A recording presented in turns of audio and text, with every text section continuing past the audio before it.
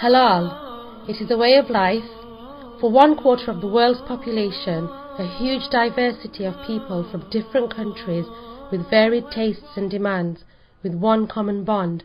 They all seek the assurance represented by the halal symbol, the symbol that tells them the meat that they eat is halal and wholesome in keeping to the Islamic principles and laws.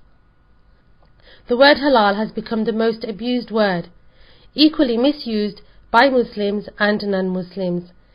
It is displayed anywhere and everywhere without any kind of regulation and corroboration, and the consumers are led to believe that it is genuinely halal.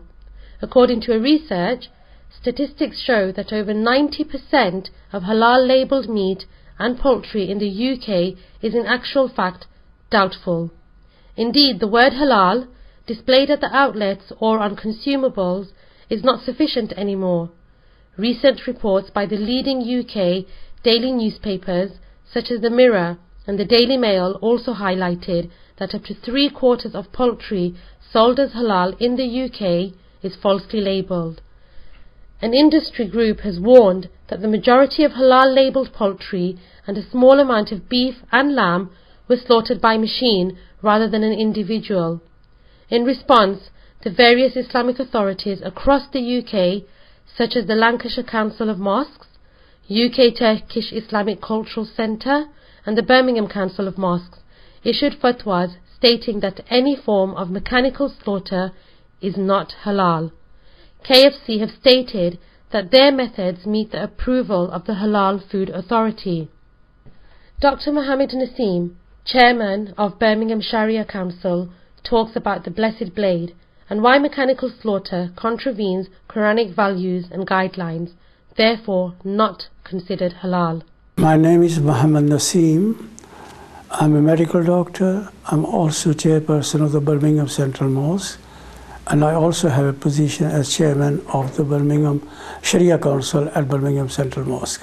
White people from different mosques. And we have a meeting here whenever an opportunity arises to make a decision. And the procedure is the mosque invites all of the schools of thought, and we have a meeting here and we discuss it and we give an opinion.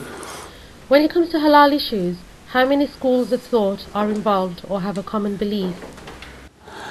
The major schools of thought are Sunnis and Shia. Then among Sunnis there are branches of Brelvis and Deobandis and Ahl Hadith.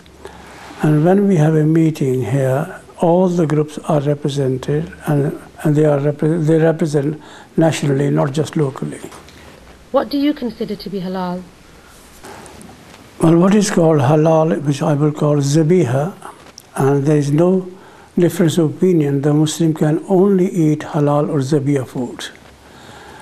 So there is no disagreement, not a minority opinion.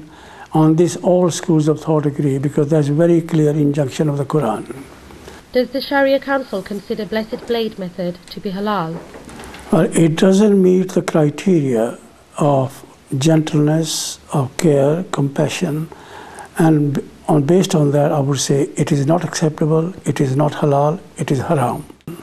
It is a matter of belief and practice, and a machine doesn't have a belief or a practice.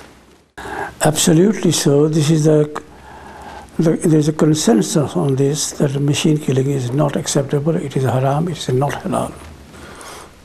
Lord Nazir Ahmed says he is concerned where the halal meat comes from, as the consumption is far greater than the production. First of all, let me say that the consumption of halal meat is much greater than the production, and so we are deeply concerned with that, because obviously we don't know where this so-called halal meat is coming from. The blessed blade is, to be honest, I don't class it as Islamic. I think it's haram, it's not halal, although I'm not an Islamic scholar, but there's no such thing as a blessed blade.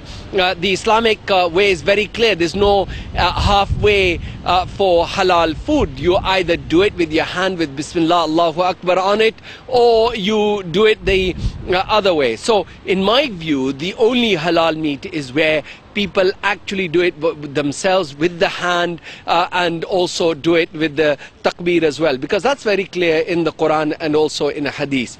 As far as I'm concerned, those individuals and companies who are giving certificates for these companies and organizations who are using blessed blade, they are committing a crime. And whether it is a moral crime, whether it is a crime against anything in this country, I think we need to look at it and we need to report them to the government.